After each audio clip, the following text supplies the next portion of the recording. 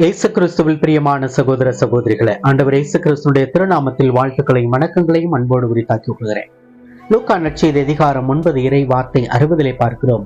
இறந்தோரை பற்றி நீங்கள் கவலைப்பட வேண்டாம், அவர்கள் அடக்கம் செய்யப்படுவார்கள். நீர் போய் இறையாட்சியை பற்றி அறிவியும் என்று ஆண்டவர் சொல்கிறார். யார்கிட்ட சொல்றாரு?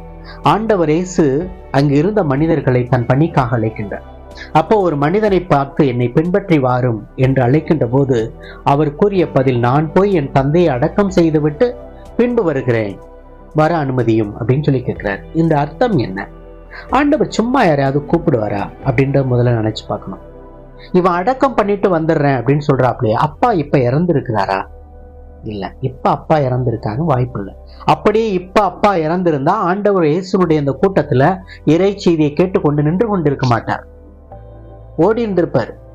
அப்பாவுடைய அடக்கத்தினுடைய வேலைகளை ஆரம்பிச்சிருப்பாரு, பார்த்துக்கிட்டு இருந்திருப்பாரு.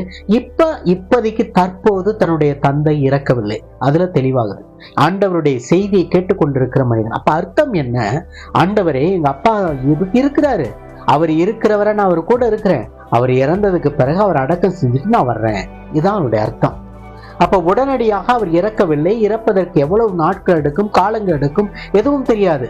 ஆனால் அவருக்கு என்ன அர்த்தம்? இப்ப நான் வர்றதுக்கு விருப்பம் இல்லை, அதான் முக்கியம். அப்ப இன்னொரு காரணம் இருக்கு. ஆண்டவரே, நீங்க பாட்டு கூப்பிடுறீங்க பணிக்கன, நீங்க பணிக்காக கூப்பிடுகிற போது, இந்த இறை பணிக்காக என்னை அழைக்கிற போது என்னுடைய எதிர்காலம் என்னாகிறது, என்னுடைய பொருளாதாரம் என்னாகிறது, என்னுடைய தேவைகள் என்னாவது? அப்ப எதிர்காலத்திற்கு எனக்கென்று ஒன்று வைத்துக் கொள்ள வேண்டாமா? இப்ப நான் போய் எங்க அப்பா அடக்கம் பண்ணிட்டேன் அப்படின்னா அவருடைய சொத்தெல்லாம் எனக்கு வந்துடும். அப்ப என்னுடைய சொத்து முக்கியம். என்னுடைய அப்பா இறந்தால்தான் எனக்கு சொத்து முக்கியம். அதெல்லாம் என் பேருக்கு நான் மாற்றிக்கொண்டு எனக்கென்று நான் வைத்துக்கொண்டு அதற்கு பின்னால் உன்னை பின்பற்றுகிறேன், அதற்கு பின்னால உங்களை பின்பற்றேன் ஆண்டவரே, அதான் எனக்கு சரியா இருக்கும். அப்புறம் எதிர்காலத்தை பத்தி நான் நினைக்க வேணாமா என்று நினைத்து பார்க்கிற ஒரு மனிதனாகத்தான் இங்க பார்க்க முடிகிறது. அதான் ஆண்டவருடைய குரலுக்கு முன்னுரிமை கொடுக்கிறோமா, அதான் ரொம்ப முக்கியம். அதை வைத்துத்தான் ஆண்டவர் பேசுகிறார். ஆண்டவர் ரொம்ப அரக்க குணம் உள்ளவரா அல்லது கொடூரமானவரா? ஒரு மனுஷனை அடக்கம் கூட செய்யாம உடனே அவருக்கு பின்னால கூப்பிடுறாரு பணி செய்ய, அப்படி எடுக்கக்கூடாது. ஆண்டவர் கூப்பிடுவது நிமித்தம் என்பது யார் என்ன என்பதை தெரிந்துதான் அவர் பணிக்காக அழைப்பார். தெரியாத ஒரு மனிதனை தன் பணிக்காக அழைத்து விடுவதில்லை. அப்ப ஆண்டவர் ஒரு மனிதனை கூப்பிடுகிறார் என்றால் அந்த கூப்பிட்ட குரலுக்கு செவி கொடுக்க அவர்கள் தயாராக இருக்க வேண்டும், அதுதான் உண்மை. அத்தகைய ஒரு மனநிலைக்குள்ளாக தன்னை தகுதிப்படுத்திக்கிற வேண்டும். ஆண்டவர் என்ன சொல்றாரு? அழிந்து போகின்ற உணவிற்காக நீங்கள் உழைக்க வேண்டாம், அழியாமல் நிலை வாழ்வு தருகின்ற உணவுக்காக நீங்கள் உழையுங்கள் அப்படின்றார். ஆனால் இந்த மனுஷன் எதை தேடுறான்? எங்க அப்பா இறக்கட்டும், அந்த சொத்தெல்லாம் எனக்கு என் பேருக்கு நான் மாத்திக்கிறேன், அதுக்கு பிறகு நான் வந்து உங்களை பின்பற்றேன். இப்ப நான் ரெடி இல்லை, நான் இப்ப தயாரா இல்லை, ஆனா வருவேன், ஆனா இப்ப இல்லை, மேபி டுமாரோ, நாளைக்கு, எப்பயாவது, எப்ப டைம் கிடைக்குதோ அப்போ நான் வர்றேன் அப்படின்ற அர்த்தத்தில் தான் ஆண்டவர் இயேசுவிடம் அந்த மனிதர் பேசுவதை பார்க்கலாம். ஆண்டவர் ஒரு முறை தான் கூப்பிடுறாரு. இது ஆண்டவரே கூப்பிடுறாரு, என்னை பின்தொடரு, என்னை பின்பற்றி வாரும். அந்த ஆண்டவரை ஆண்டவர் கூப்பிடுவது ஒரு சான்ஸ் தான். there is no second chance. நமக்கு இரண்டாவது அழைப்பு கொடுக்கப்படுவதில்லை. ஒரு அழைப்பு நம்ம கொடுக்கப்படுகிற போது அந்த வாய்ப்பை எவ்வளவு பயன்படுத்தி கொள்கிறோம். ஆண்டவர் என்னை கூப்பிட்டுட்டாரு, ஐயோ இன்னைக்கு நான் போஸ்ட்போன் பண்றேன், வேணான்னு சொல்றேன், ரிஜெக்ட் பண்றேன், அல்லது நாளைக்கு வரேன்னு சொல்றேன். இல்ல, இன்னைக்கு கூப்பிடுகிற போது என் ஆண்டவரின் குரலுக்கு நான் இப்பொழுது செவிமடுத்து வர ஆசைப்படுகிறேனா, அதான் ரொம்ப முக்கியம்.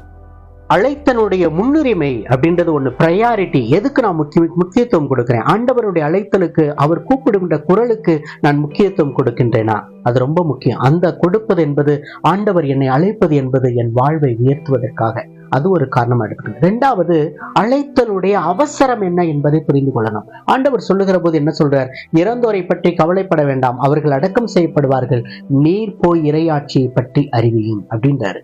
அப்ப உனக்கென்று ஒரு அழைப்பிற்குரிய அவசரம் இருக்கு, உன்னுடைய தேவை இருக்கு, இன்னைக்கு நீ செய்ய வேண்டிய பணி இருக்குது, இறையாட்சி பணி, அது அறிவிப்பு பணி, ஆண்டவருடைய இறைவார்த்தை பணி. அந்த பணியினுடைய முக்கியத்துவத்தை உணர். எது முக்கியம் அப்படின்றது, அந்த அவசரத்தை உணர்ந்து கொள், அதன் நிமித்தமாக உன் வாழ்க்கை ஆரம்பி அப்படின்றாரு. அப்ப இன்னைக்கு கடவுள் கூப்பிடுகிற அந்த குரலுக்கு எதற்காக நான் முக்கியத்துவம் கொடுக்கிறேன், முன்னுரிமை கொடுக்கிறேன்? அப்படி கொடுக்கிற போது கடவுள் என்னை தன் பணிக்கனை ஏற்றுக்கொள்கிறார், அழைத்துக் கொள்கிறார், அவருடைய பணிக்காக என்னை அனுமதிக்கிறார் என்பதை நான் புரிந்து கொள்கிற போது அதில் மன நிறைவு கிடைக்கிறது, மகிழ்ச்சி கிடைக்கிறது, சந்தோஷம் கிடைக்கிறது. இல்லை என்றால் அது மகிழ்ச்சியாக அல்ல, ஏதோ ஏனோ தானோ என்ற வாழ்க்கைக்குள்ளாக நான் கடந்து செல்கிறேன், பயணிக்கிறேன். ஆண்டவர் இயேசு கிறிஸ்துவுடைய உண்மையான அந்த வாழ்வுக்குள்ளாக, அழைத்தலுக்குள்ளாக, அந்த பணிக்குள்ளாக, பணி வாழ்வுக்குள்ளாக என்னை நான் இணைத்துக் கொள்ள மறுக்கிறேன் என்பதுதான் உண்மை.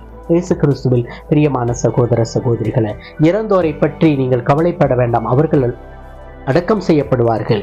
நீர் போய் இறையாட்சியை பற்றி அறிவியும் என்று ஆண்டவர் இயேசு கிறிஸ்து சொன்னது அந்த மனிதனுடைய தன்மையை அறிந்து, உண்மை நிலையை அறிந்து, அவன் இன்னைக்கு வரமாட்டான், இப்ப போனா கண்டிப்பா இன்னொருத்தர வரமாட்டான், இப்ப விட்டா அவனை பிடிக்க முடியாது என்பது நிமித்தமாகத்தான் உடனே வா, என் பணிக்காக வா, அதை அடக்கம் செஞ்சுக்குவாங்க, அவங்க பார்த்துக்குவாங்க, நீ இப்ப வா, இப்ப நீ பணிக்கு வா, இப்ப உன்னை விட்டே அப்படின்னா நீ கண்டிப்பா திரும்ப மாட்ட. ஆண்டவர் எந்த அளவுக்கு ஒரு கன்சர்ன் வச்சிருக்காரு. இப்ப நான் உன்னை விட்டுட்டேன் அப்படின்னா நீ கண்டிப்பாக திருந்த மாட்டாய், மனமாற மாட்டாய், வாழ்க்கையில் ஒரு பெரிய மாற்றம் கிடைக்காது, வாழ்க்கையில் ஒரு பெரிய மகிழ்ச்சி இருக்காது.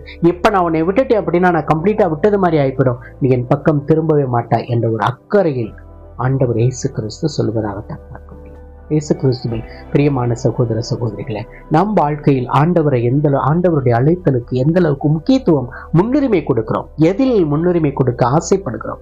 ஆண்டவருடைய அழைத்தலுக்கா அல்லது நம் வாழ்வில் வைத்திருக்கிற நோக்கங்களுக்கா எதை நாம் முன்னிறுத்த பார்க்கிறோம்? ஆண்டவர் சொல்வது போல, இறந்து போகின்ற அழிந்து போகின்ற உணவுக்காக நீங்கள் உழைக்க வேண்டாம், அழிந்து போகின்ற சொத்துக்காக, அழிந்து போகின்ற பொருட்களுக்காக அதை முன்னுரிமைப்படுத்தி நான் ஆண்டவரை பின்பற்றுவதில் தாமதிக்கின்றேன், ஆண்டவருடைய காரியங்களை செய்வதற்கு தாமதிக்கின்றன? இல்லை, நான் ஆண்டவர் நிலை வாழ்வு தருகின்ற அத்தகைய ஒரு காரியங்களை செய்வதற்கு நான் என்னை முன்னுரிமைப்படுத்துகிறேனா, என்னையே நான் அனுமதிக்கின்றேனா என்பதையெல்லாம் நினைத்து பார்க்க வேண்டும். அதில் தான் கண்டிப்பாக பலனையும் ஆசீர்வாதத்தையும் ஆண்டவருடைய அருளையும் பெற்றுக்கொள்ள முடியும் என்பதுதான். இயேசு கிறிஸ்துவில் பிரியமான சகோதர சகோதரிகளை ஜெபிப்போம்.